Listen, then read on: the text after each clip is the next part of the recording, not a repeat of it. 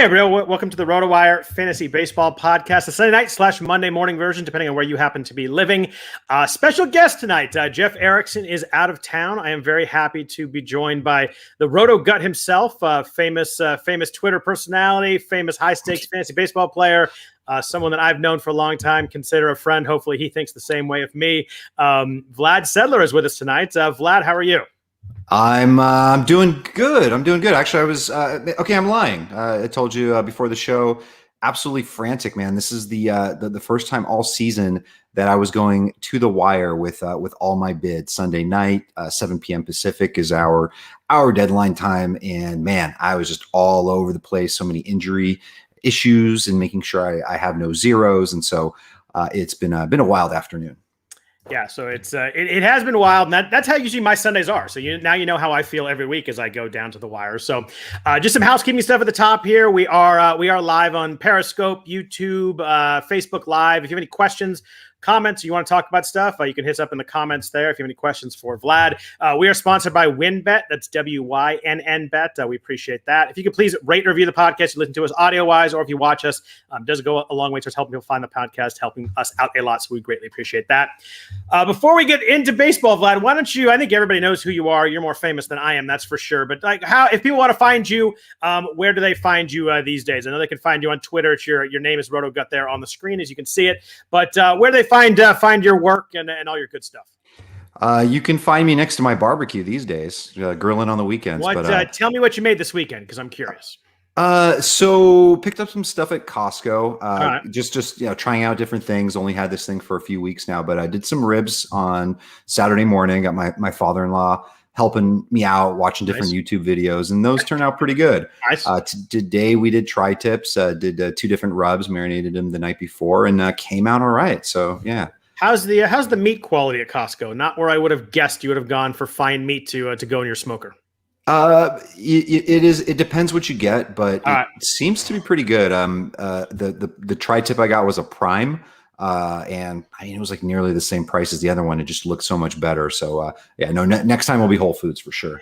There you go. Nice. So tell us where people can find you, find your work, find, I don't know what you're writing and all that kind of stuff. Sure. Twitter, it's at RotoGut. And then on the website, fantasyguru.com /MLB, and got my weekly free agent bidding article of Vlad's Values, comes out on Saturdays, and then From the Gut on Wednesdays. And I don't say it often with a lot of people, so I'll say it. If you want to do well in your leagues, Vlad Values is the number one thing for me in terms of FAAB. That's where I start my FAAB every weekend. Like I do a lot of work on my own, obviously, and you know me, I'm stubborn as they come, so I do my own stuff. But it's a really excellent. If you want to use a starting point, it's good. If you want to use it just as like your bidding sheet, it's pretty good that way too. So it's a really good thing. You could tell that Vlad spends hours upon hours putting that together. I assume that that's not a quick article, I assume. No, it's it spans over the course of 2 days, and the crazy thing is by the time it goes to edit, actually our boy Mike CA Pokey on Twitter he's my editor, and he spends a lot of time on that too. And by the time it goes live, I mean there are already all sorts of changes. So the good thing is Saturday it comes out there. You get to establish a base for who you want. You probably have some of your own ideas, like for example, Patrick Wisdom. I really wasn't into it. Wasn't looking into it. Hit another 2 homers today, and of course he's going for buku bucks. Yeah, and that's going to happen, and someone's going to get hurt. Something's going to happen, and but it's an excellent starting point. Like it just saves me so much time just kind of starting out. Like, oh, here's the guys that go for a lot of money. Here's some kind of sneaky guys. You talk about 2-start pitchers. You talk about streamers. You talk about stashes. So it's just a really good kind of overall way to start your FAAB or end your FAAB, however much time you want to spend on it. But so I appreciate you joining me. I know that you're really busy. I know you got a lot of podcasts coming up this week. I know it's Sunday night, so I do appreciate that.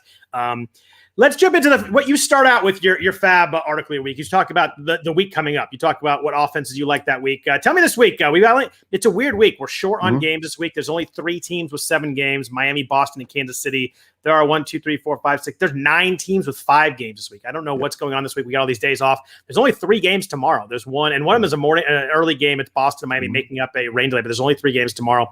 So tell me who you were looking at team-wise. First of all, previewing Week 11 here. Who you're looking at team-wise to pick guys up, and what schedules really jumped out to you for offensive players?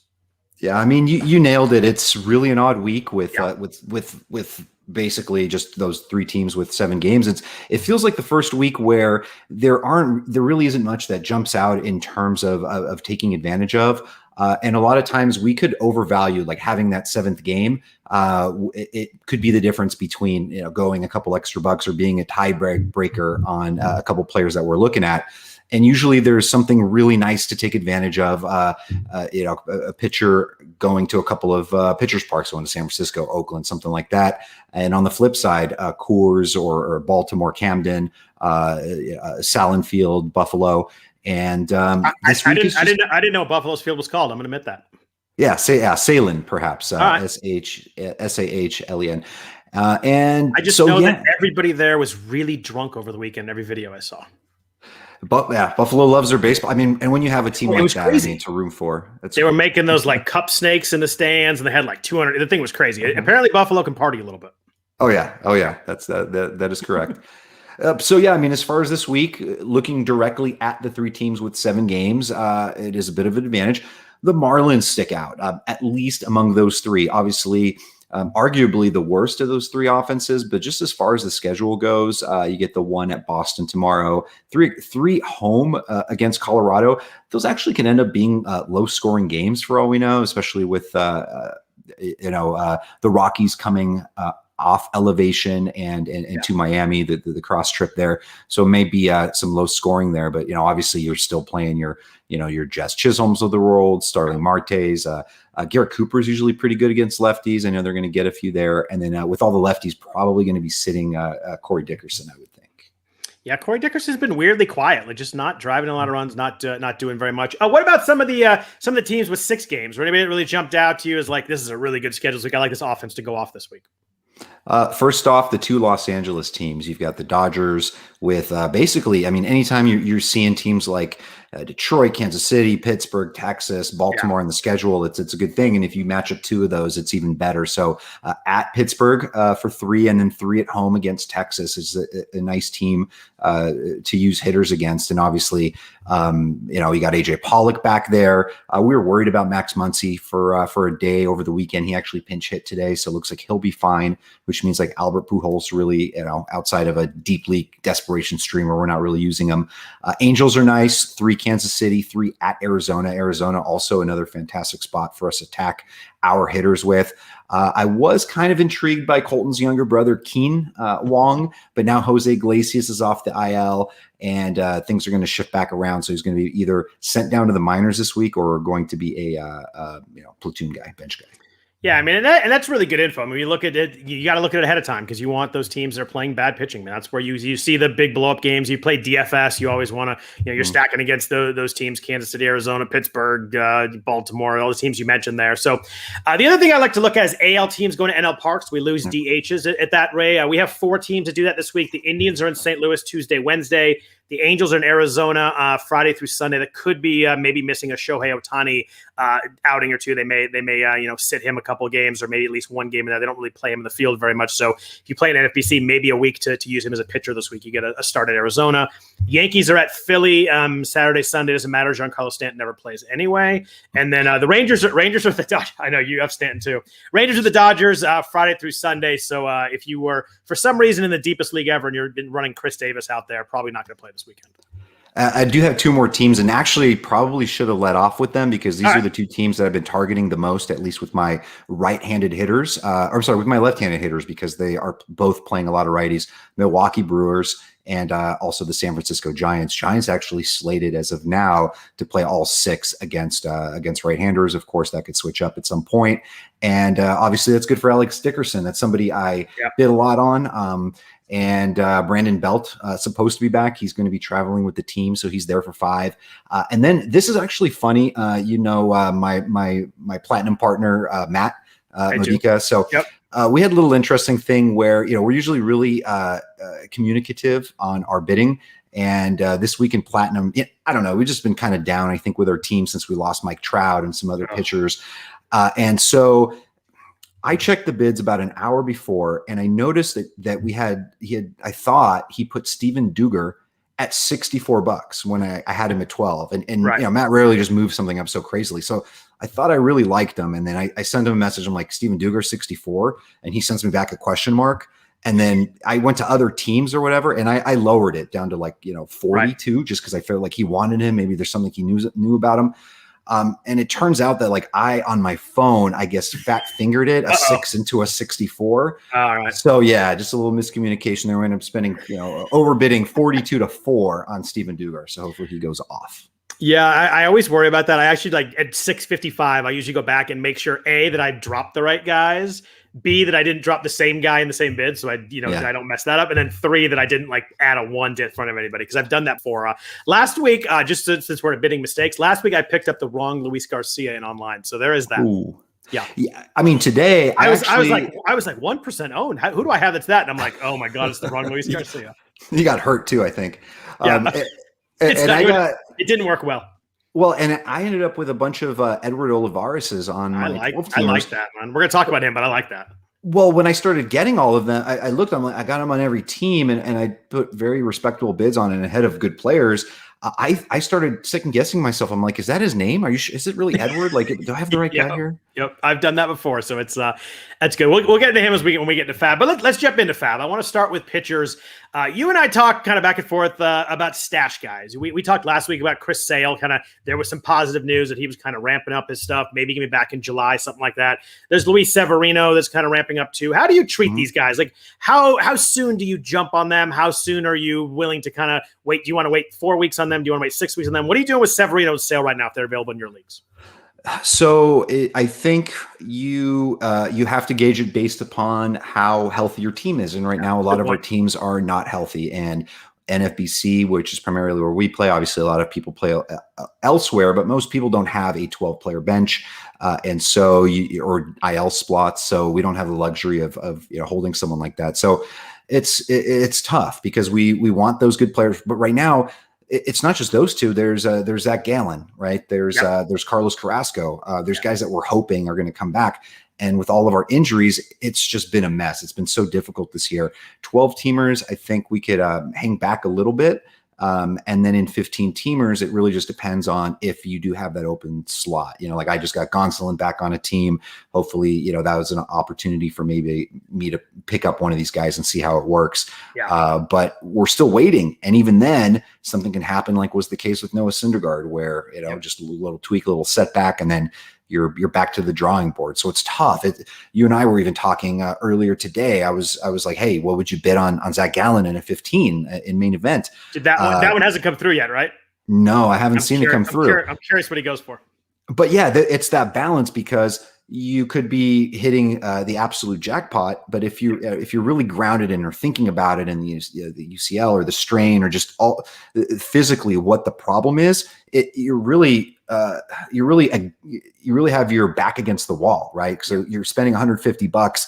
Chances are it's probably not going to pan out. If it does, you're lucky. So you're hoping it's that one, lucky thing. But if it does, it's Zach Gallen for 2.5 months, a guy that was drafted in the 4th round before he got hurt. So it's always, I tend to be not stashy, but I do understand that there are times it hits, and there are times that you hold on to Eliezer Hernandez and he tears his quad running the bases. So it's just, and that has nothing to do with what we held on for. So it's just, that one's frustrating too, because he pitched well, and then something has nothing to do with his injury. So you held, it worked, and all of a sudden he's gone. But it's tough, especially with pitchers. And I worry about Gallen because that strain was in his elbow, and I just don't know. He had, he's not the first time he's been injured this year. I worry about that. So I think when we talked, I told you I would bid lower than you do, but that's kind of a running theme for us for about 15 years, that I usually bid a few bucks less than you. But it'll be interesting when that bid comes through. But some two-step guys this week. There weren't a lot. They were super interesting. Martine Perez is kind of a fascinating one because he's been pitching really well, but he gets Houston and Toronto this week. You can't really get a worse matchup. I mean, that's really as bad as it gets right there, especially as a lefty. Toronto has all those righties coming in. Houston's got hitters everywhere. What did you do with Perez this week? 3.09 ERA so far this year in 50 innings, pitching really well. Not a strikeout guy. Swing strike rate's under 8%.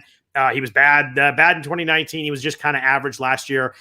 Did you have him in your conditionals? Did you have him up top? What were you doing with Perez with the 2 starts this week?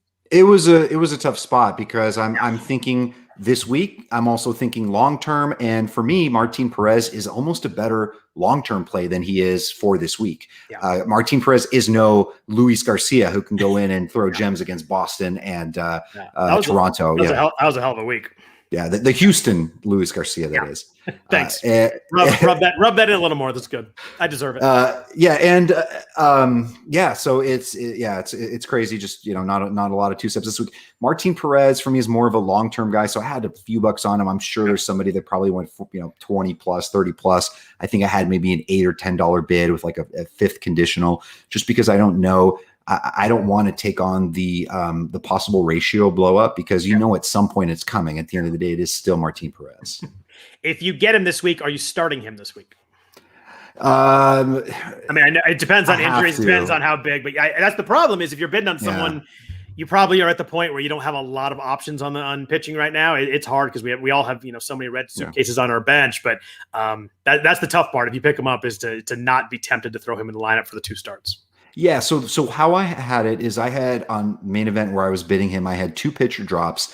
One I needed to fill my roster spot for, so that one was actually ordered differently than my Zach Gallen one because the Zach Gallen one is would be my bench spot. I'm dropping like Eliezer here. I just lost Kluber, I lost Turnbull, just like one after another. So my primary start this week would be, I had guys like Gregory Soto, the closer, Tucker Davidson for Atlanta, Keegan Aiken, and then Justice Sheffield at the top of the list for an at Detroit. Hopefully he doesn't, hoping he doesn't get blown up there. And then Perez, Stripling, who gets at Boston, like those guys who I could see longer term value with were on my second Gallen bid. So since you mentioned him, I'm going to jump to Tucker Davidson right now. As I looked at him a little more during the day, I kind of became more interested in him, actually. I know he's going to make the next start. No guarantee that he's going to stick in the rotation, but you look at him at 2019 in AA, 110 innings, a 2.03 ERA, a 27% strikeout. This is a guy that punches guys out, has a that's a bulk amount of innings, and obviously 2020, there was no minor league, so we don't know what he did there, obviously thrown at the alternate site and all that, but walks have been an issue, 10% in 2019 in AA, 11% in 2018 in single A, but 2 starts so far, 11.2 innings, 3 earned runs, 10 strikeouts, has pitched well, but has the 6 walks. He had the 5 walks in the last start. I don't know, National League guy, Atlanta's pretty good. They can score some runs. I kind of, as I moved along the day today, I kind of moved Davidson up my list. Usually I move guys down when I look deeper, and I move Davidson up a little bit. Yeah, that's a spot. It's good. He's basically the third lefty in their rotation for now, but that's a competitive spot. That's the one thing that I think of is to be the Atlanta, I'm about to call them Falcons, Braves, number 5 starter. Falcons in the news today, so that's okay. Yeah. But to be their number 5 starter, you've got to deliver. You've got to be good, and you need to be consistent because that spot is always going to have somebody. How many? What is it? Half a decade they've been rotating Bryce Wilson and Kyle Wright in there. Pretty much.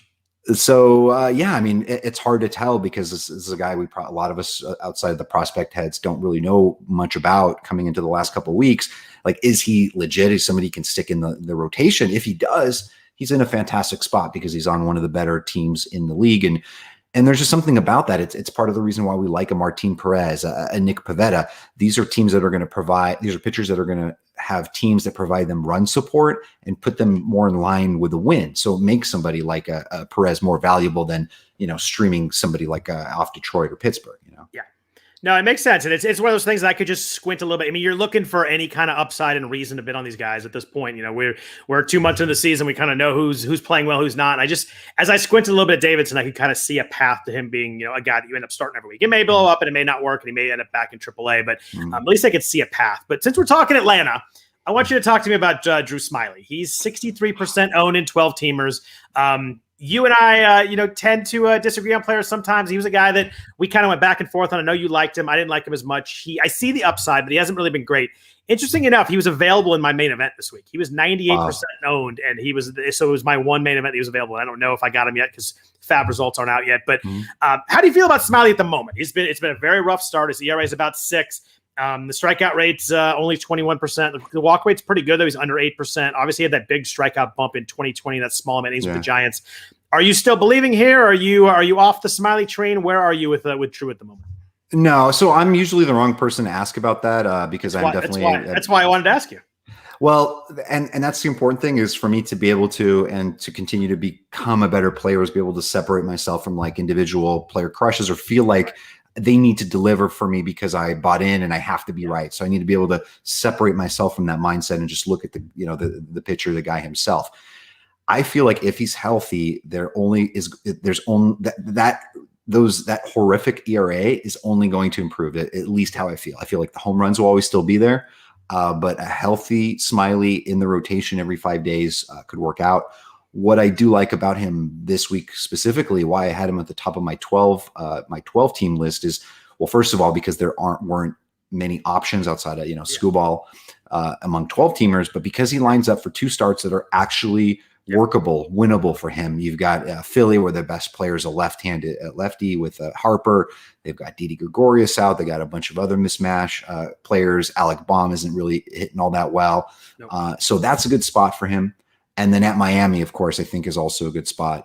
So, if it's one of those things where if he doesn't deliver in this week, then I could see I have a lot of Smiley going this week. I've just had him on all my teams. So, it's ride or die here. Yeah, if he's bad this week, I'm blaming you, just so we're clear. It's fair. Yeah, who is the original Roto crush? Was it Oliver Perez? Was it Corey Hart? Who was it? I mean, I don't even know. Our first league together, you beat me with Oliver Perez, so that's why I remember that one. Yeah, well, my first ever winning something really big was my first year playing the CDM, and that was Johan Santana's breakout year.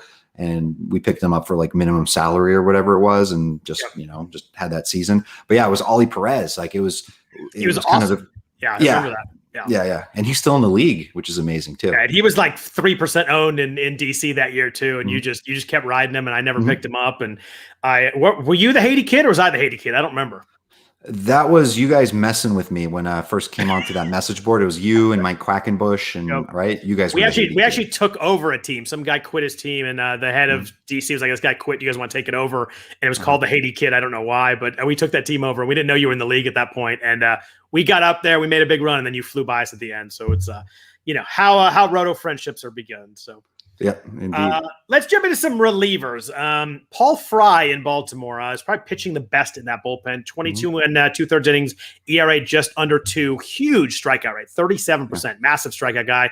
The walk rate's an issue, 11% there, but he was really good last year too. 2.45 ERA last year in 22 innings. Obviously, short season last year. Throwing much harder than he did 2 years ago. The biggest thing I looked at was like, why wasn't he very good in 2019? There was like 2.5 or 3 miles an hour harder. His slider's like 1.5 miles faster this year too. It's Baltimore. We don't know what the situation is. Who knows? I think Hunter Harvey might be back now too, and they don't win a ton of games. But were you in on Frye at all this week where he was available? I was, and it was interesting. I'd mentioned in my article how few some of the sharpest players that we know, Casey Chaw, Phil Dussault, and some other guys, they were and gals were picking up Paul Frye last week. And so since we haven't seen what bids have gone for this time, I don't know how much he went for. But I don't think I don't think they've had a save opportunity, right? In the last few days. He had one this week, but they haven't had one. I don't think they've had one in the last couple of days. He went for $32 in one of my onlines and 13 in the other one. So he wasn't super popular, but $32 in a 12er for a kind of halftime, maybe closer on a bad team is not that low. Yeah, and just think about how fickle that position is and how much we're chasing closers every year. Like if he had 3 saves this year, this guy's going for 200 plus. Like people are spending all their money and all because they're like, oh, he's the guy. Yep. But now that he's just had that one save, there haven't been really opportunities. We don't know what the real actual situation is, right? Because he's the lefty there. You've got Cole Salser, who has been just as good. Also, ERA whip, under 2, under 1. And had a little experience closing last year too. Like he was their guy for a little bit during the season. I remember picking him up, and he was a popular guy there for a few weeks. Yeah, and he's the righty there. And then you've got Hunter Harvey back in the mix.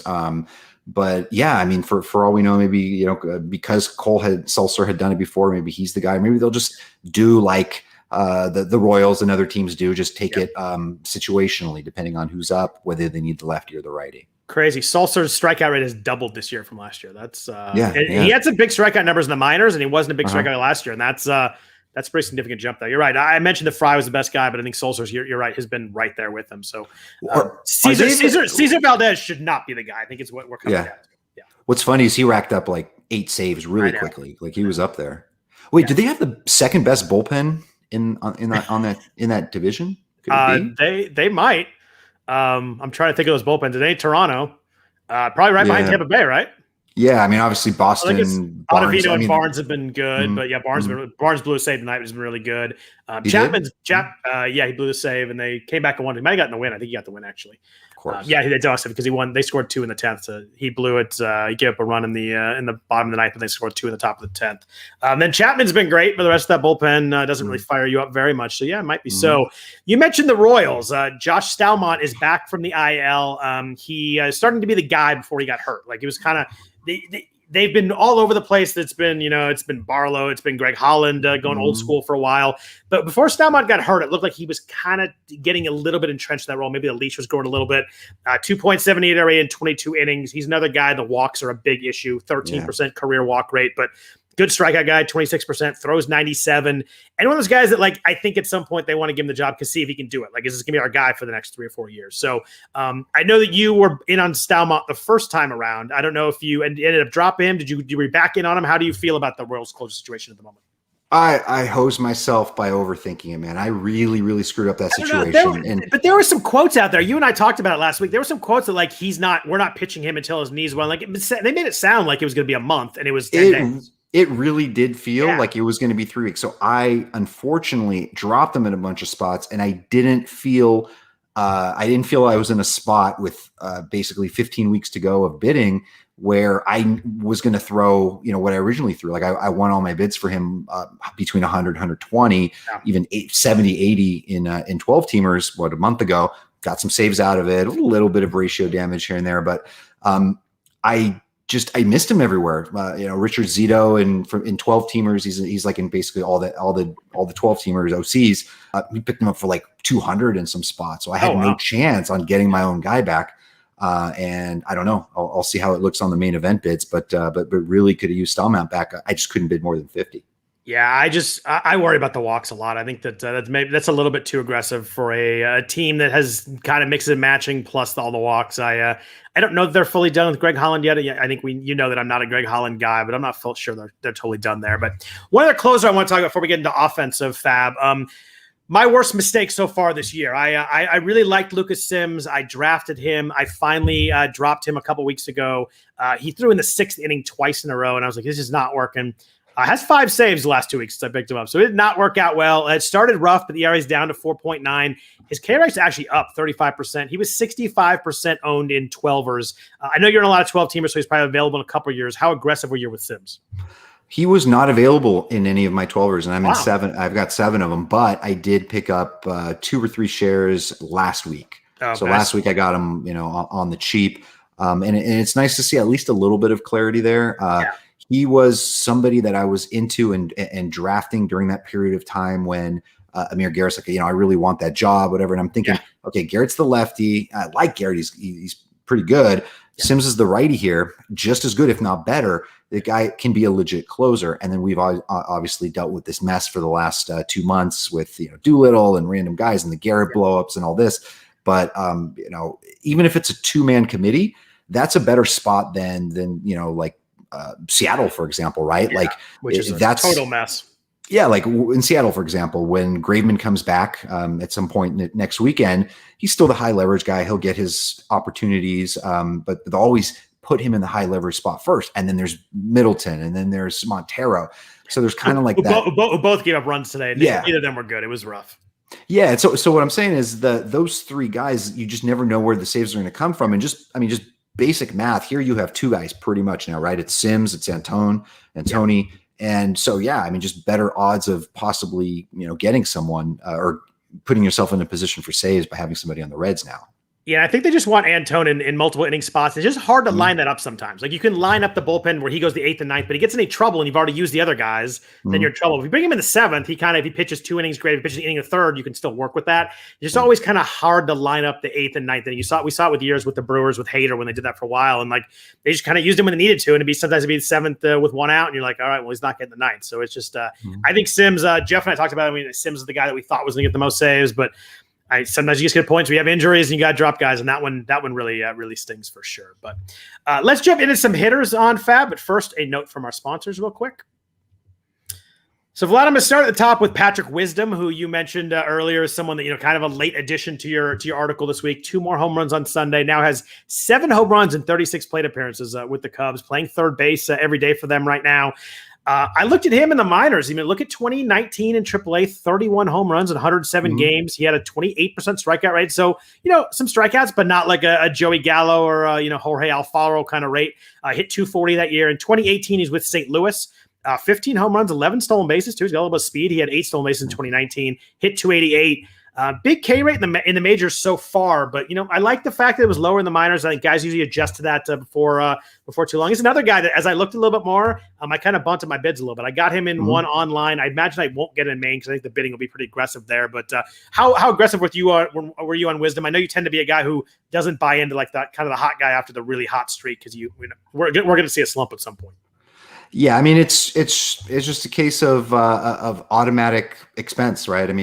You're going to be overpaying no matter what, and the chances of the next stretch of 57 plate appearances or 37, whatever it was, being the same are virtually nil, right? I would go with just nil, yeah.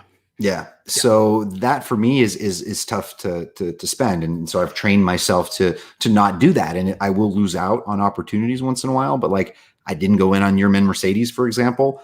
For me, it's just something, when guys come out of the blue, it's very rare, especially with the older guys, that it's sustainable like that, right? What are some cases of that, right? Like maybe like as a pitcher, Cliff Lee, right, became a stud later in his career. We had Max Muncy, right? Didn't someone else become a Nola at 27? I'd say Jose Bautista is probably the best example of it, as a guy that had no pop and was kind of a veteran, all of a sudden came out of nowhere. But you're right. Like the large majority of the cases are Chris Shelton or someone like that gets hot for a while. And I think that you will miss on some guys here and there, but I think over time, not buying into the super hot rookie off the kind of the no-name rookie too, like not a guy that we're like fired up for. Like it's not like it's a Wander Franco that comes up and has a bunch of bombs early. But I think at the end of the day, you probably end up making more money off that than not. But I did like Wisdom a little bit, and I feel like it's a lineup that he could end up breaking in if he stays hot. It's like they've got Jason Hayward out there. They have Eric Sogard playing in the infield. Like it's not like he's fully blocked where, I'd worry about it more if he was the first baseman. Obviously not going to play over Rizzo or something like that. They can move Bryan to the outfield. I don't know. I feel like if he hits a little bit, he's got a chance to, have a little bit of playing time, but it's one of those guys that you got to buy in now or you don't get him at all. But I wasn't super aggressive with him. Yeah, the one thing I'm looking at, and this started things I'm starting to do more frequently, is I'm really digging into Rotowire roster resource, and I'm just kind of reminding myself, why are these guys getting playing time? And I'm looking back, and I'm now reminded that, hey, 3 infielders on this team are sitting on IL, and at some point they are going to come back, and they may not necessarily be better than Patrick Wisdom, but it's David Bodie, it's Matt Duffy, Nico Horner.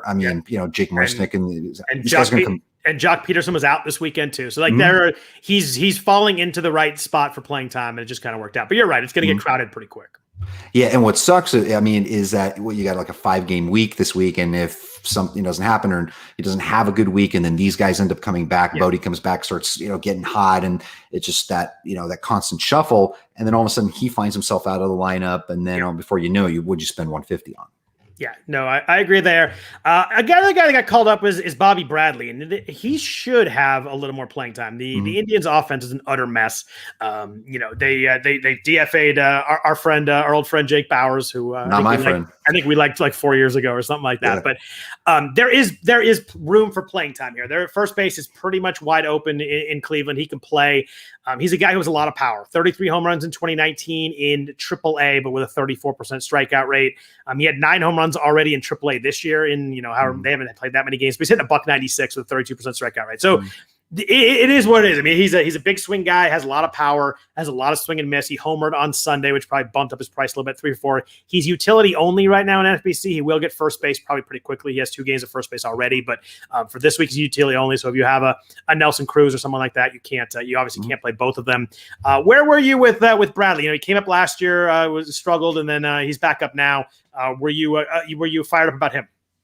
Yeah, I started bumping him up, I guess, towards the end of the day on Sunday because basically, or on teams where I now have JD Martinez in outfield eligibility. So that opens up a slot. It opens up the possibility where it's going to probably take him a couple weeks to get that first base eligibility.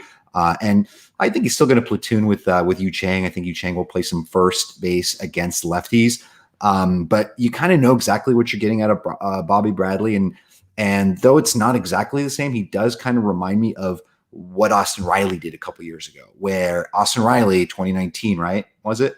Yeah, he got all kinds of big bids and hit for like 3 weeks and then didn't get another hit for 3 months. Yeah, but the thing is, he was also red hot in AAA leading up to the point of his call-up, and then he continued being hot for another week and a half or whatever it was, 2 weeks. Yeah. And this is the same case with Bradley, right? He was just tearing the cover off the ball, at least power-wise. He was like 33% strikeout rate, hitting 180. But the same thing, right? This weekend comes up, hits big, and then, of course, people are going to go ahead. They're spending like, utility only. I don't care. I'll make it fit. And then, we'll see what happens. But these type of fantasy assets are a lot easier to evaluate because you know what you're getting. If your team can afford to take a hit on batting average and you need the power, then he's a great fit. Yeah, I think that the key to that whole thing was team fit. If you're low and if you're struggling in home runs, you got to hit lightning in a bottle. Maybe you get 10 home runs over the next 6 weeks or something like that. And that can happen. But if you're a team that has a bunch of home runs, you need some batting average. Just not a good fit. He's strictly a team fit guy for me. What about the Yankees with Miguel Andujar? He's playing a lot right now. 3 home runs this past week. He was awesome in 2018. Like everybody loved him then. He was a big hype guy in 2019. Had 27 home runs, hit 297 in 2018. Has been pretty much hurt and bad since. Mostly hurt. Like there's not a lot of bad, mostly hurt.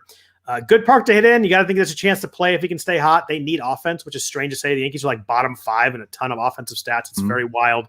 Hard hit rate is 46% so far. Never been above 36%. So he is hitting the ball hard. Where are you on Andujar right now, coming off these like 3 years of letting us down?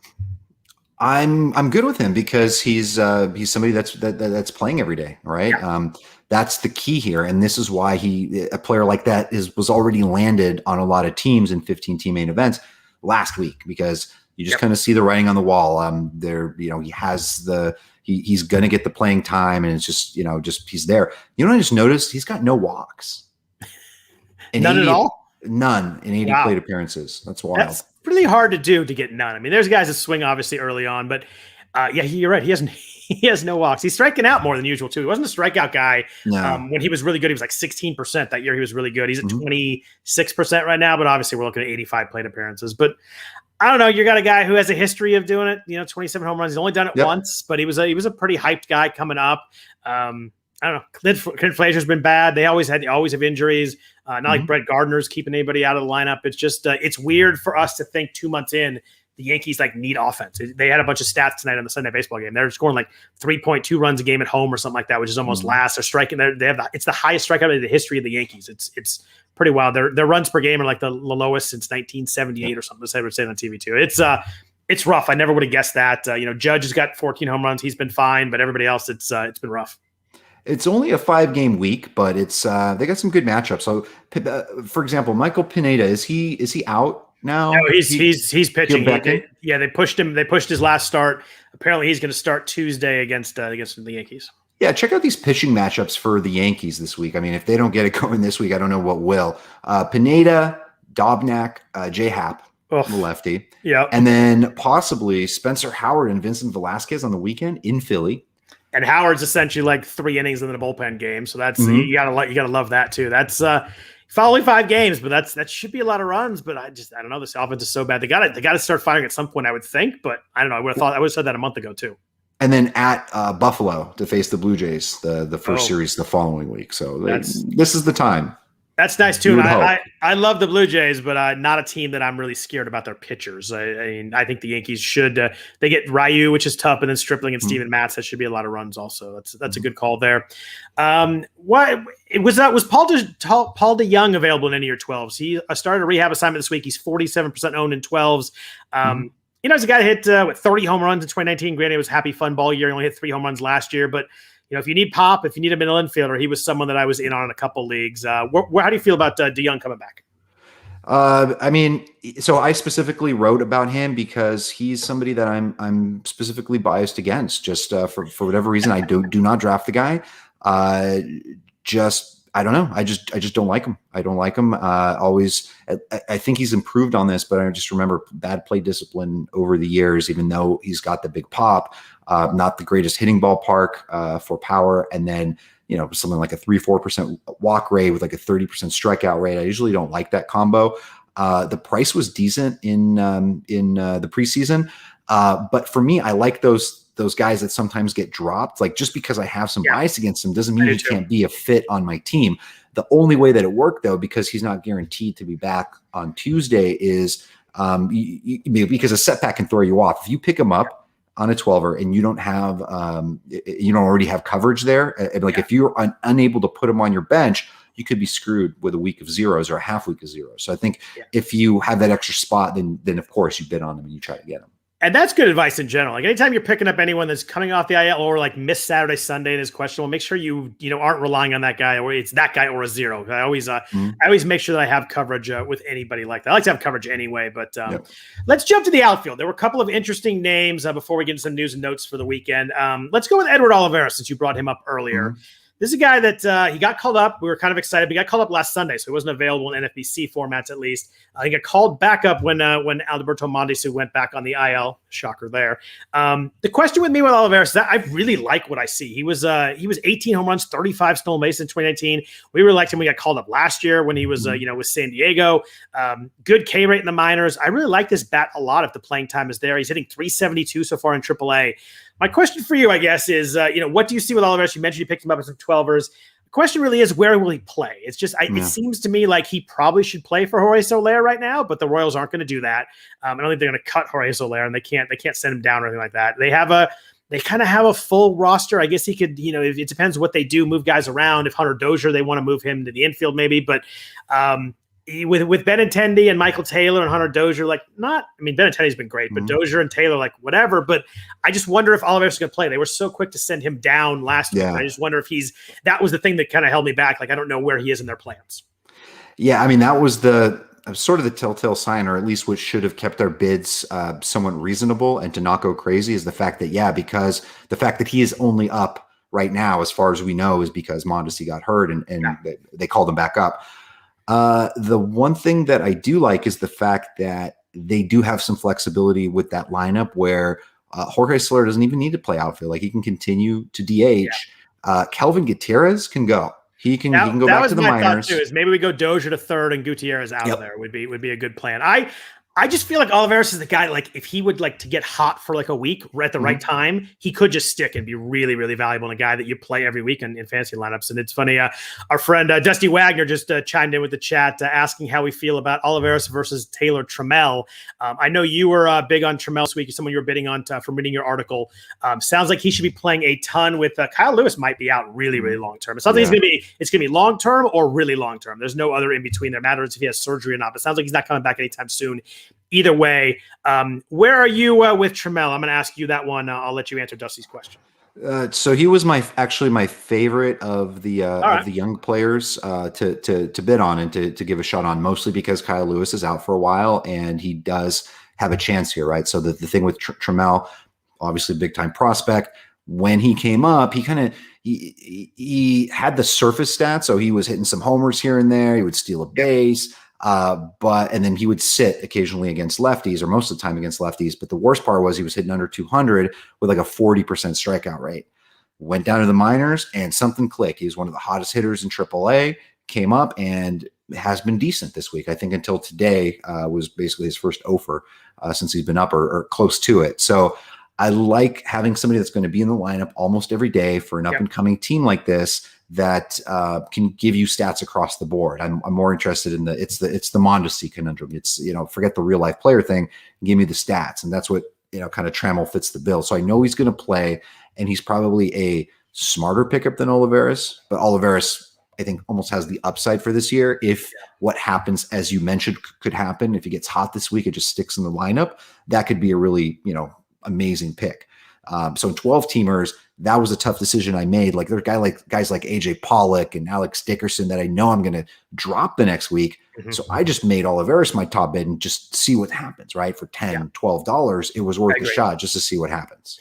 Yeah, I like that too. And I think, if they send him back down, you drop him and it's an outfielder. You Mhm. probably have an extra one anyway. But I think he's a guy that could end up being an every week play for you. And that's and especially the 12er, that's what you're looking for. The thing I do like with Trammell is that you look at the majors so far, a ton of strikeouts, but we're looking at 100 plate appearance or 113 plate appearances.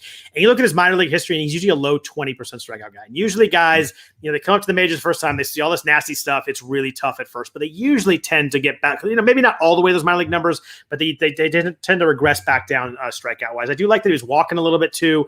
He's fast. He's like a 76 percentile sprint speed guy. He's a good athlete. I think that the key with him is we know the playing time's there. So Alvarez has the upside, but Trammell right now has the playing time. And there's Kyle Lewis ain't coming back. There's no reason for the Mariners to not see what they've got here. He's their number 6 prospect. I think the playing time's on one side, the upside's on the other side. It depends kind of what you need, I think is what it fills in. So maybe Olivares in a 12 or Trammell in a 15 to really kind of sit on the fence fully. Yeah, Trammell's better than that Kellenic guy. 0 for 39. God. I get it. Who cares the slump? But 39, 0 for 39 is pretty absurd. Yeah, it's pretty bad. What can you do? Not much. It's just kind of wild that we were so foaming at the mouth for him to come up and wanted him to be there. And he's hitting 0.96, Vlad. That's really bad. The one thing that will never change, and hopefully we're alive and still playing fantasy in 30 years, it's going to be the same exact thing. There's no time in history in the future where at some point the world's just going to click in the fantasy world and be like, oh, we're not going to chase that young stuff. It's just human nature. Do you think you're playing NFBC in 30 years? Yeah, why not? All right. I love it. That's good. You'll be what you'll have a bunch of grandkids running around. It'll be great. Yeah. click on that guy for me. Right. Sorry, hopefully never change the website. Yeah. The other outfielder I want to talk about real quick before we jump into some other stuff, Bradley Zimmer is back up. Is the guy that we have we've talked about for multiple years. Every time he's come up, he's really struggled. He's back up with another chance. Again, we talked about Cleveland. Their lineup is not good. He has 3 stolen bases already. He's not. He's been awful in the majors so far though. 225, a 33% strikeout rate. He swings and misses too much for a guy that doesn't have a lot of pop is kind of what it comes down to. I tend to not like guys who, if you're going to swing and miss, at least give me some home runs. And there's not a lot there. It does have 27 home runs or 27 stolen bases, is 172 major league games. I had Zimmer behind Taylor Trammell and Olivares, but where were you on Zimmer? It was up there. So exactly. And I mentioned him in my Sunday update in my article because missed him on the first time around. He is valuable for teams that are just looking to get a boost in strikeouts. And in stolen bases. And I have teams like that. Yep. Unfortunately, one of those teams is a team that has Miles Straw. So I can't really play both Miles Straw and Bradley Zimmer kind of really. Yeah, Straw had 2 stolen bases this week. Nothing else but 2 steals. Yeah. Yeah, but you know what I mean? Like 2 punchless guys. Where you can't play 2 rabbits out there. Yeah, it's not like, we got away back in the day winning leagues with D. Gordon and Ben Revere on the same team. But I think I had a couple really good Ben Revere teams. I love Ben Revere for a while. Me too. That's who could play center field too. We had a couple catches that were just absurdly good. Yeah. Real quick, what about catchers? We had Eric Haas, we had Max Stassi, we had Ryan Jeffers filling in for Mitch Garver with his horribly painful injury. Did you have a preference between those 3? I know Haas is obviously the guy that's really hot right now, has a history of hitting home runs in the minors. Jeffers is a guy that was pretty popular in the preseason. People thought maybe he would take over the job from Garver, and then Garver ended up playing him. And then we got Max Stassi coming off the concussion IL. Those are kind of the 3 that I was looking at. Did you have somebody that was clearly your favorite from that group? I had Stassi number 1 over Eric Haas just because I know what I'm getting with him. I know the guy is, and I think he's a decent hitting catcher, actually one of the better ones in the league, and obviously dealing with the concussion thing, and that was prolonged. But it was really actually interesting to see him hit 3rd in the lineup on Saturday. I don't know if you saw that. He hit 3rd. Yep. That's the kind of things I like to see. So. And I understand Eric Haas hit, as many home runs as Patrick Wisdom, and never thought those words would be uttered, but here we are. And I just know what type of premium that's going to come for, and those aren't prices I'm willing to pay for. I'd rather get the Stassi for a little cheaper. I mean, even a Reese McGuire I threw in for $1 as a 5th conditional bid just in case, because now Danny Jansen's hurt and he may get an opportunity. Just give me a live body that won't kill my batting average is what I'm looking for. There's about 12 Reese McGuire jokes, and I'm not going to make any of them right now, so I'm going to move on. I almost did. I remembered we're this is a family pod, so there you go.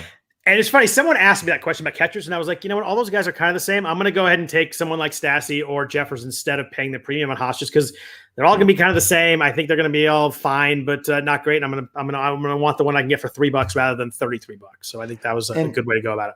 And the other thing is, like, Stassi's good defensively, and Suzuki's been a mess. If you look at the numbers or how badly or like how awful Kurt Suzuki's, and he's 37 or 38 now at this point, how bad he's been this year defensively and how he's been able to catch runners. I know on base, and I know part of that is the pitchers, but like them getting Stassi back is really good because he's good defensively.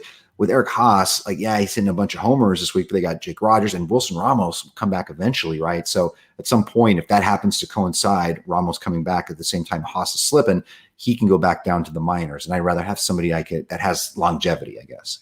Last 4 years, Max Stassi's swing strike rate has dropped all 4 years. His barrel rate's over 11% the last 2 years, over a 40% hard hit rate the last 4 years, 63% so far this year. Granted, 45 plate appearances, but Stassi's a guy that I've really liked just because he hits the ball hard. If you're going to give me a catcher, like give me someone that hits the ball hard, and I'll kind of figure it out from there. And maybe he falls into the 260 season that we're hoping for. He hit 278 last year, hit 275 so far this year. I think he's a guy that hits the ball hard, and give me a catcher that's really cheap at that. I'm going to take that every time. Yeah, not to mention he's I had him on in my starting lineup for 2 weeks, thinking he was going to come back off the IL. So I took 2 weeks of zeros of him. So what you're saying is he owes you. He owes me. Yeah, he's an Oakland A's 4th round draft pick, so I've special place in my heart there. Let's talk about a few news and notes. I'm going to go pretty quick here because there's some players I want to ask you about here at the end. Just a few guys that went on the IL. Evan Longoria went on the IL with a left shoulder injury. Kind of a bummer here. He'd been playing really well. Expected to miss 4 to 6 weeks. I dropped him in 15 teamers. Do you agree with that move? You have to. That's really the only thing you can do. He was going to be one of my biggest pickups in 12 teamers this week. I mean, he's littering the top of StatCast boards. And I know that isn't everything, but it's something. I think it's a lot, and just out of nowhere. I mean, just complete career resurgence, and now he's out really. It was stupid too. Like ran into Crawford on ground ball. But since we're talking catchers, real quick, would you drop Gary Sanchez for Yasmani Grandal? Asked someone in the chat. In a heartbeat, in 2 seconds. I think I would too. They both are kind of rough, but Grandal's a really good player. He's just batting average wise, it's been really, really bad. He's been crushing homers lately, and I think he's not only the top walking catcher, like highest walk rate, best place to spin among catchers. He's like top 8, I think, in baseball the last 5 years. I think he's got to be because he's 29% walk rate this year, which is just truly absurd. 55% hard hit rate, 16% barrel. There's no way that 136 BABIP sticks, even though he's really slow, but not that slow. I would take Grandal too, especially if you can pick him up. I would grab him off the waiver wire in 2 seconds. By the way, I'm sorry. Keep going. No, go ahead. No, go.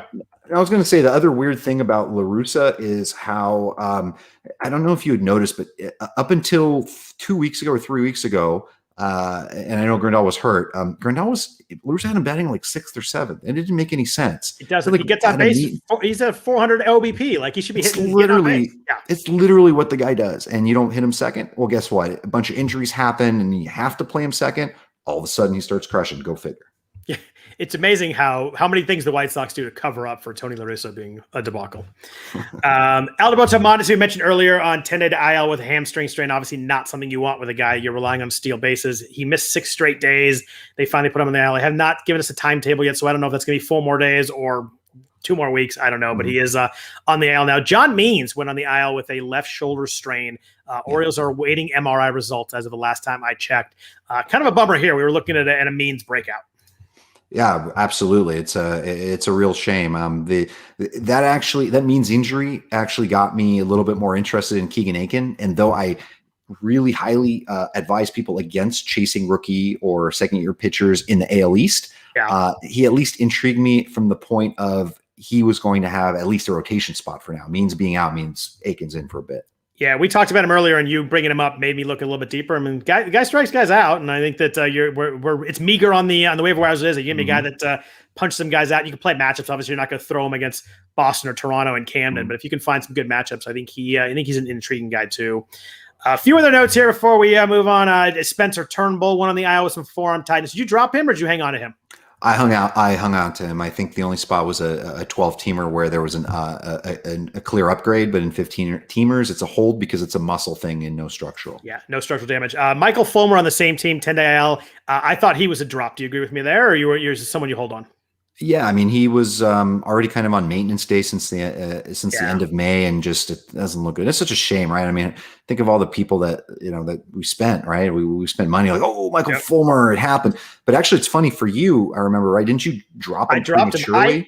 I really liked what I saw with him starting, and I was like, I really want to grab him and hold on to him to start. And they moved him like it was weird. He was starting, then he went like kind of as an opener, then he went to middle relief, and I was like, oh, I can't hold on to that. Mm-hmm. And the next week he had 2 saves. I was like, oh my god, I can't believe I did that again.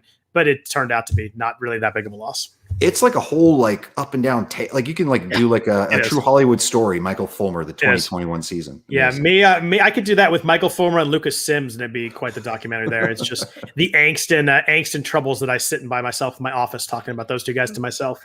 My wife doesn't really care about Lucas Sims or Michael Fulmer, surprisingly enough. It's funny how that works. By the way, my wife said to say hi to you. I forgot to say that earlier. Hi, CHJ. I don't know if she's watching, but she did say to say hi. So a few other notes here. Nelson Cruz and Byron Buxton with the Twins. Cruz sat Sunday with some knee stiffness. Never like to see that with a guy that's a little bit older than the rest of the league. But check your lineups on him. Byron Buxton beginning a rehab assignment in the next week. George Springer, very close to a rehab assignment. Kevin Biggio beginning a rehab assignment Sunday. You asked me earlier about Luke Voight. He's going to start his rehab assignment. Sounds like June 15th. Did you end up getting him in your 12-teamer? No, I bid 45, and I dropped my, trying to drop my boy Brandon Belt, who never want to do because I'm a Belt guy. Yeah. But he went for 58, so no. Well, I can see that. It's probably going to be. We're probably looking at the end of the month, but that might work out. And Mike Moustakas about a week away from rehab assignment. Joey Votto could return Tuesday, but his thumb was sore after rehab game Saturday, so who knows there. But some minor notes there. But so a couple players I want to ask you about before we get out of here. The first guy is Ian Happ. He is hitting. He's hitting a $190 right now. Not good. Mm-hmm. 6 home runs, 15 RBIs. That's really bad. 15 RBIs, and he's been leading off, and he's kind of moving down. K rate's a bit higher, but 29% is a little bit higher than normal, but still walking a lot. 13%. Ian Happ's hard hit rate is 50.5% right now. It seems wild to me. He's hitting a $190. Swinging strike rate's down to 12.3%. Do you have hope for Happ turning this around? We're now at June 6th right now. I mean, this is a long time. It's not like he just had a 2-week slump. If Happ was like dropped in your league, would you pick him up? If you were in a trade league, would you try and buy low? You just want to stay away from him? Where are you with Happ at the moment? He is, to me, like Jock Peterson, like Max Kepler. They're guys that are so streaky. They're like your 200 to 300 overall ADP guys that I don't usually target. I don't usually go after. I'd like to make sure that I have home runs so that I don't have to chase these guys and try to time their streaks. And the one thing that I knew about Happ going in, every time I'd see his name on the draft, I'm like, okay, if I draft him, I know exactly what I'm getting. He's going to probably start off cold, this and that. And then he'll hit like 1,000,000 home runs in the middle of the summer in Wrigley when the wind's blowing out, and then he'll fall back out. But at the end of it all, he's going to end up with a bad average. So I want no part of that. The one thing is, he'll probably end up over the Mendoza. Yeah, he'll probably have like a really hot month where people are talking about him like, the next Jose Abreu or whatever. So that's baseball. Everything's just so continuously cyclical, and Ian Happ will have his time in the sun, and he'll lead off ahead of, instead of Jock, and then it'll switch back up, the other way. That's just how it goes. Yeah, I actually liked him coming to this year. Someone that I thought, he had 264 and 258 last couple years. Like it was pretty solid considering where averages are these days. And I don't know. I mean, I keep throwing him out there. And in 12 teamers, I could platoon him now. If I find like perfect matchups, I'll use him. But usually he's on my bench. But 15 teamers is kind of still in there. But the problem is kind of what you mentioned. Like I'm worried that I sit him, I'm gonna miss that 5 home run series, when then all of a sudden you really screwed yourself. But as you do that, you keep getting series of hitting, going 2 for 12, and it's killer. But he's a tough guy. Guys like that are really tough because that if you bench him, the second you do, they're gonna have 5 home runs. You're just gonna be so pissed. Yep, exactly. What about my boy Mark Canha? I got to talk about one Oakland A's player here. Mark Canha, as of today, was leading the major leagues in runs, which is a pretty crazy stat when you think about all the names out there, guys out there. But the A's finally did the right thing with him. His OBP is 394. He's got 13% walk rate. Kind of what you were talking about with Grandollar. The A's finally figured that he's not that he's athletic, but he's not super fast. Not gonna steal a ton of bases, steals a few, but he gets on base. And you want guys on base for Ramon Laureano and Matt Olson and whoever else comes up, not for Matt Chapman because he hasn't had a hit in like 6 weeks. But seriously. Oh, it's so bad. But Canada's at 50-59, 11 home runs, 47 runs scored. He's mixed in 7 stolen bases. If you're in a trade league, are you trading Canada high? You're just kind of riding this wave and figure he's leading off all year. Where are you with Canada? You just ride the wave. I mean, first place A's, and you recall, like, me, like I love Matt Olson, maybe not as much as you. And, despite the fact I give you crap about the A's, I usually like them and draft them. For whatever reason, I was very anti-A's offense going into this year.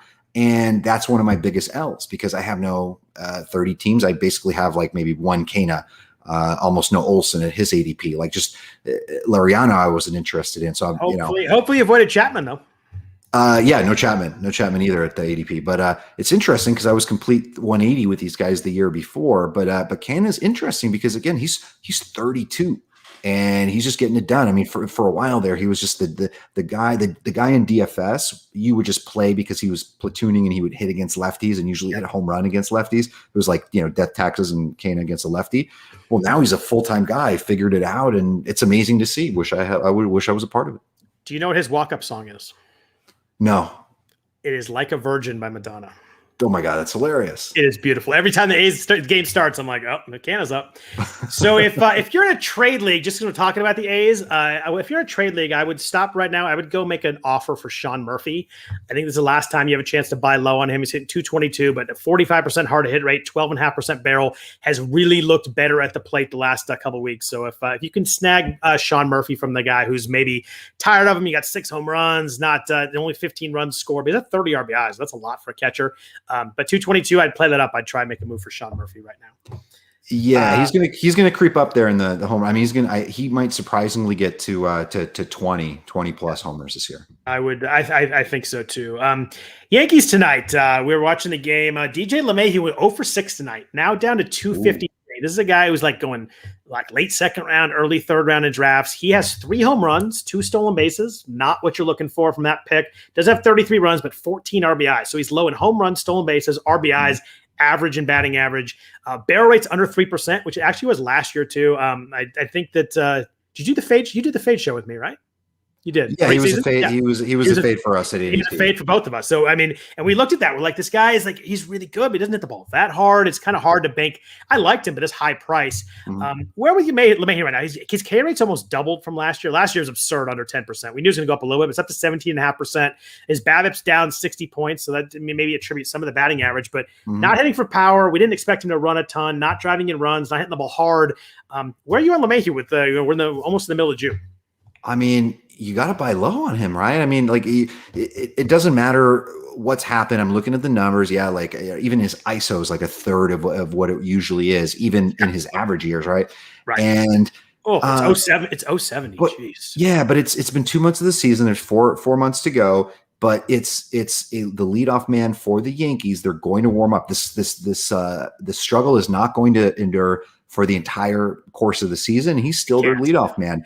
And since 2015, it's 7 seasons, he's only hit below 300 once, so he is one of the best like overall hitters in baseball. That will creep up. He's a career 303. He hit over 325 in 3 of those years. Like that's an absurd edge in a year where the guy's hitting low. I think I agree. I mean, he was a fade for me at the price early on, but I think, once you get to June, you can finally start to maybe buy low on some struggling guys. Like nobody's trading some DJ LeMahieu in the middle of April when he's starting bad, but you get to June, maybe people do, start to think like maybe it's just not his year. They start to get down and maybe you can trade a hot guy for him. But I think I agree with you. It was a fade for me early on, but I think he'd be a guy that I'd try and buy low. And with the thought that, like you said, at some point, the Yankees offense is just going to get red hot. Yeah, it would just be weird to me if just all of a sudden he just had a complete down, stinky year. Especially batting average wise. Like if he hits 12 home runs and steals 5 bases, I don't think that'd be shocking, really. Like I think you want to get more, but if he hits 255, I think that would be a pretty shocking number. Yeah. So on the complete flip side of LeMahieu, we have Cedric Mullins, 3 for 6 today with a home run. He's now hitting 322, 9 home runs, 9 steals, 32 runs, 18 RBIs. Dropped his strikeout rate 6%, up the walk rate 4%. OBP's up 75 points. It's crazy. Hard hit rate's up 8%. There was like a joking going around tweet early in the offseason. Someone was like, "Oh, I'm all in on Cedric Mullins." I'm like, "That's a lot of at bats to hit 230." So I'm looking dumb on that one. I wasn't really anti Cedric Mullins. I just thought he was just a guy. Yeah. Would you sell high on Cedric Mullins? Or are you just riding this and holding on and kind of keeping with him? Yeah, the question is always it's really tough in a vacuum to say. It depends, like, selling high. Okay, for who? Like, what are we? Right. What's the deal here? What's the context? Hitting? Is it for Luis Castillo? Like, what's going on here? Right. But no, I mean, I don't think there's any reason to sell him. I mean, he's the leadoff man for a team that it plays in an amazing division for hitters. Yeah. And, I think things changed for him where he just concentrated hitting from one side of the plate and not being a switch hitter anymore. I think that's a really good call right there. You can tell that he's just like that mental block is just totally gone. Yeah. Yeah. And he just looks and feels locked in. Definitely going to be a career year for him. He's probably going to be, honestly, I think he's going to keep up to the point where he's going to be one of those guys that's going to be super overvalued next year, like, top 70 ADP or something like that. But I like him rest of the year. 2020 should be pretty easy. All right. Is he the all-star from the Orioles? I guess him and Mancini, like, they both are right there, right? Because Mancini's got a ton of RBIs. Yeah, it's got to be it's got to be Mancini. It could be both. I don't think Mancini has 33 runs and 44 RBIs. Wow. Yeah. Talk about a guy that's good and fun to root for too. Like that. Well, it'll be the bounce back's awesome. Yeah, yeah. Oh, the tremendous story. But it'll be DJ Stewart first, and then Mullins. And there you go. And it would have been John Means, which is the problem. Like, there's a chance the Orioles could have had 3 All-Stars, which is kind of wild when you think they wouldn't have because they're not good enough to probably get that. But Mullins, Mancini, and Means are all like the 3 M's right there, just balling right now. Yeah, Mountcastle. Oh, there you go. Mountcastle also. Yeah, he's really balling. Yeah, he was hot this week too. Let's talk about a couple pitchers before we finish up. Eduardo Rodriguez is a strange guy right now. He's having a really weird year. 5.59 ERA, 6.94 ERA since May 1st. But as we do, you look deeper in numbers, like what's going on here. His strikeout rate is actually up a bit to 26%. Walk rate's down to 5.6%. Hard hits up a little bit, but kind of average at 35%. There's a lot of exit velocity is up a little bit this year with the ball, even though the drag is down. Barrel rate's up a little bit, but like the BABIP's really high. The strand rate's really low, so he's getting maybe some bad luck there. It's crazy. His ERA is 5.59, and FIP's not everything, but his FIP is 3.69. His xERA is 3.57. Like, is he just unlucky? Is he in the wrong division? What do you see with Eduardo Rodriguez right now? Because I think as I looked into this and kind of before we were planning to talk about him, I think I'd probably start to make some offers for him and maybe hope that I could pretty much get him at like 40 cents on the dollar, maybe. Yeah, it's a confluence of all those things. It's absolutely is the case. I mean, he's been clearly extremely unlucky.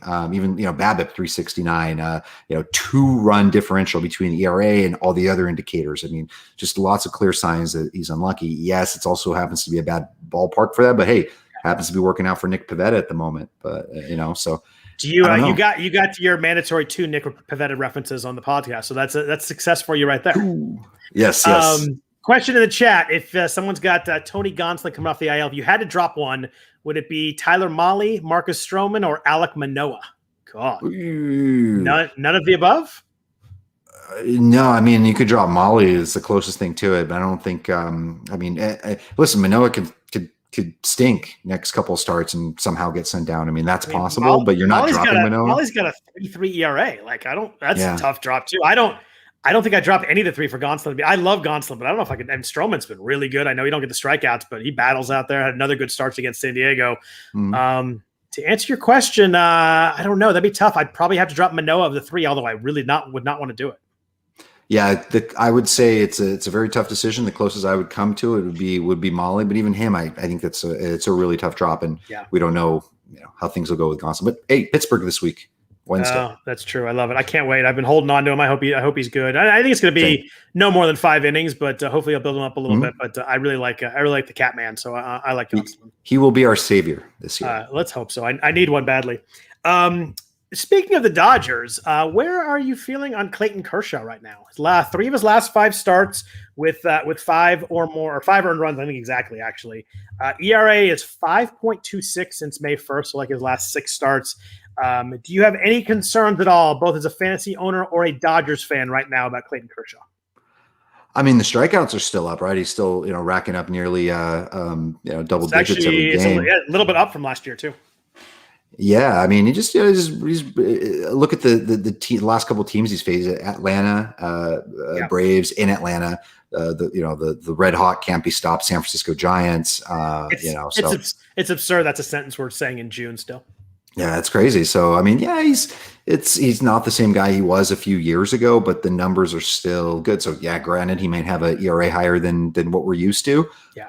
But hey, I think he'll bring it down. I think a run of insane starts is just coming at some point. We'll kind of laugh at the fact that he had a rough May, and it's a 6-month season. We got to remember that we're not in a 60-game season.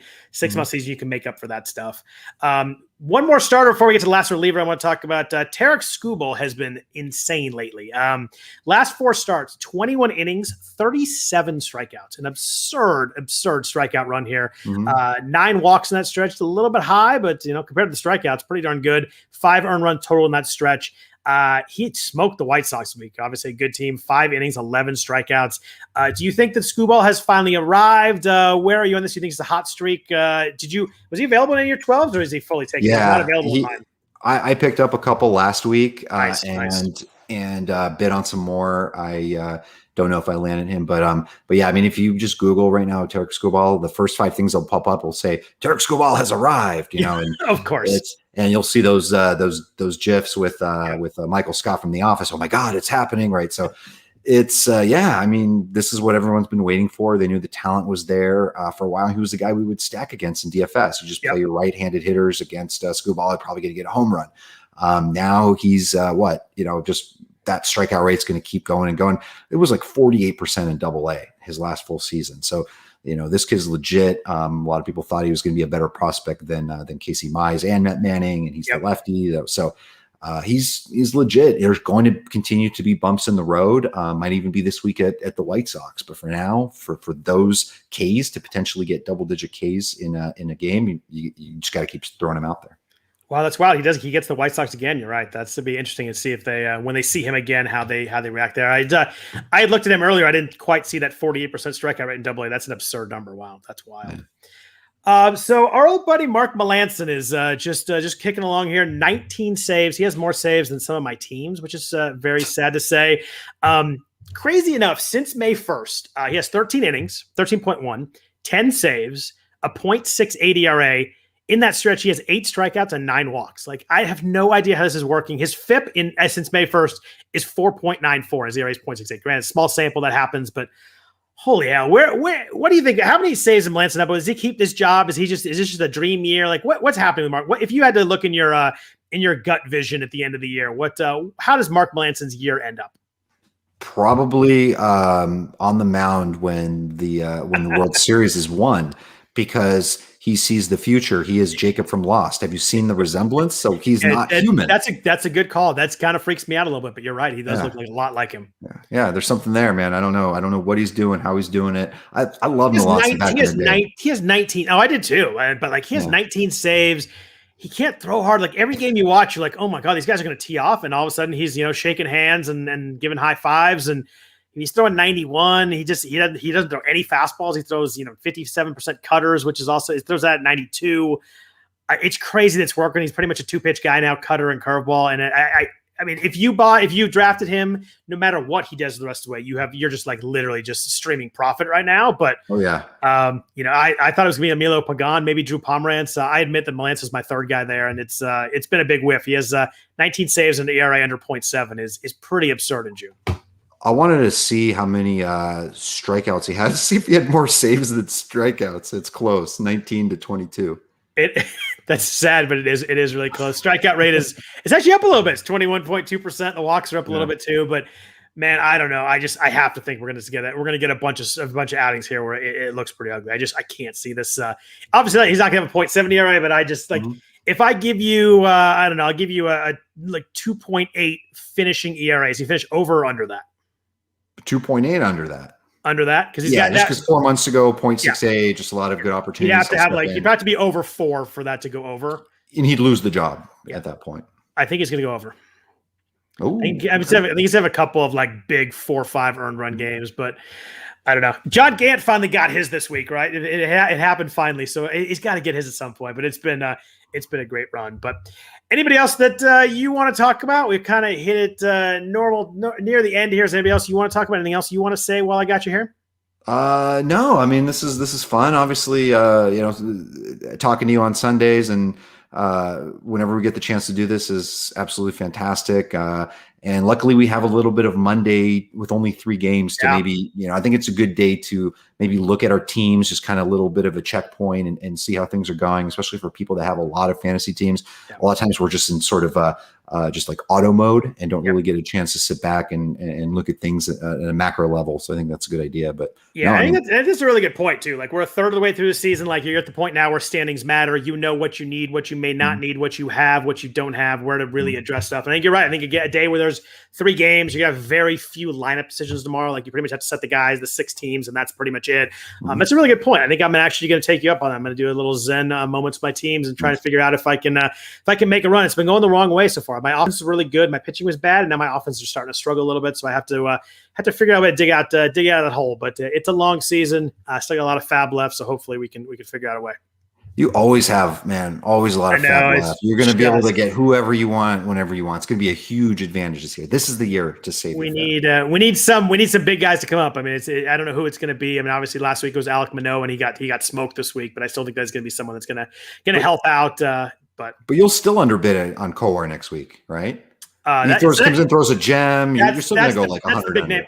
I mean, I went the 2. I was the backup bid from Manoah last week. I was a 2, like 270, and he went for 3 something to mine. So I was fairly aggressive there. Kolar's the next big guy, right? He's the Royals prospect that's just smoking people in the minors. Yeah. It's cool. So before we get out of here, tell everybody again where they can find you, where they can find your work and read your stuff. Vlad Sedler at RotoGut on Twitter. fantasyguru.com/MLB is where you'll find me. And again, if you do play in any league with FAAB, I cannot recommend Vlad's FAAB article enough. I don't read a lot of stuff, to be fair. I like to kind of get my own opinions on stuff, and Vlad's one of the things that's a must read for me every week. So if you do play, I would highly suggest it is worth the subscription price itself just for that article. There's obviously a lot of other good stuff on there too, but Vlad's article jumps out as something that's just super valuable for any FAAB league, whether you play your home league or NFBC high stakes, whatever be in between, any league where you're picking up free agents. It's a must read for me every week. Thank you, Scott. Thank you so much for having me, bro. And thanks for taking the time. I know Sundays are busy, and then you got kid, you got dog, and then you have a cat at home too, and then you got all kind of stuff going on there. Oh, 2 cats. Wow. I don't know if you want to admit that on the air, but you just did. I appreciate you coming on. I know Sundays are crazy, but I do appreciate your time. I know everybody's time is valuable, so I appreciate carving out a few minutes. I do mean that. So if anybody else, if you listen to us, if you enjoy listening to us, if you could please rate and review the podcast, leave us a bunch of stars. If you could do that on wherever you happen to listen to us or watch us, that'd be fantastic. Helps a lot. We want to thank WynnBET. It's WYNN Bet for their sponsorship of the podcast. Greatly appreciate that. Other than that, we will be back at you next Sunday.